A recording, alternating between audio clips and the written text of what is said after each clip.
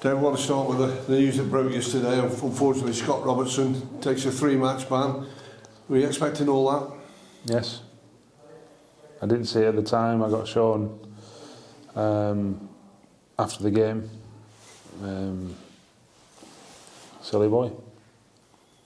Disappointing that, isn't it? You know, for you on a personal note, because he'd been quite a regular in your team, and we talked about swapping, changing, and he's one of them again who's going to be missing out now. Yeah, he's going to have to serve his punishment.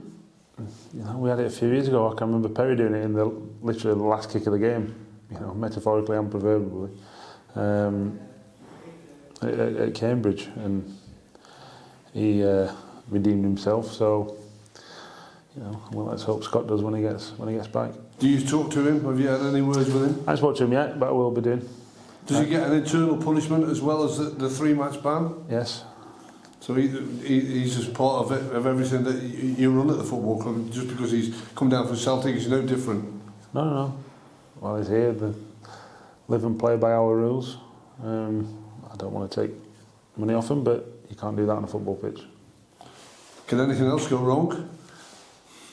Don't know. Can it? Don't think so. You've had a lot, haven't you? A lot of things have come your way since you kicked off in August. Yeah, a hell of a lot. There was a bit more before that as well. Well, it's football. It's life. You know, I say it sometimes to the players. You don't know how lucky you are. You could be plucking chickens. You know, ready for KFC and McDonald's. I'm not saying that's a bad job. It's not as good as a football in my eyes. So, or a football manager. So just get on with it. Whatever life throws at you, just get on with it. There's no point moaning. I don't think you've heard me moan. Even though we're in where we are. Because I don't see the benefit of moaning. I think that just wastes everyone's time and effort and energy, and it puts you in a place where, well, not in a good place. So, yes, things aren't going great at the minute, and there's been a hell of a lot of things that have tested our resolve, my resolve, over the last few months. But you know, I'd like to think I'm trying to choose my words carefully, so I'm not moaning. I'm not sort of contradicting what I'm about to say. We've got to get on with it.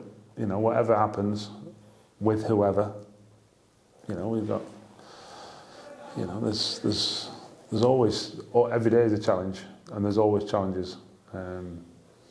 And it's how you act from them that's important, and we've got to make sure we react and start reacting quickly. Well, everything that is going on, you've got a few injury worries as well for the last few weeks, but is it getting a bit clearer? Is there one or two coming closer, the likes of Callum Ainley and Kane Ramsey and people like that? They're all still 2, 3, 4 weeks away. I mean, you know, Travis, Kane and Callum will all be returning roughly at the same time, give or take a week or so. We've also got Janelle who's tweaked his hamstring, so he's going to be a while. You know, they're all young lads, so maybe in Callum's case youngish. They're all young to me, I would say.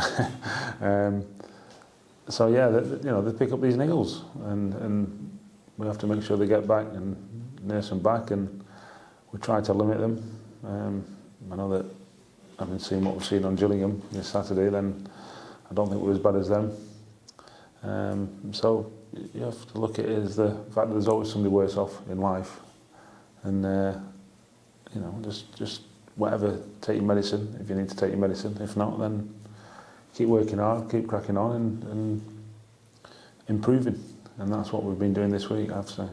Yeah, just going to go to that, because you spoke many times on match days when you've smelt the dressing room and felt it's right, or even times you've smelt it and you felt it wasn't quite right. What's been your feeling in your training sessions this week? I don't want to say too much because that might let the cat out of the bag as well.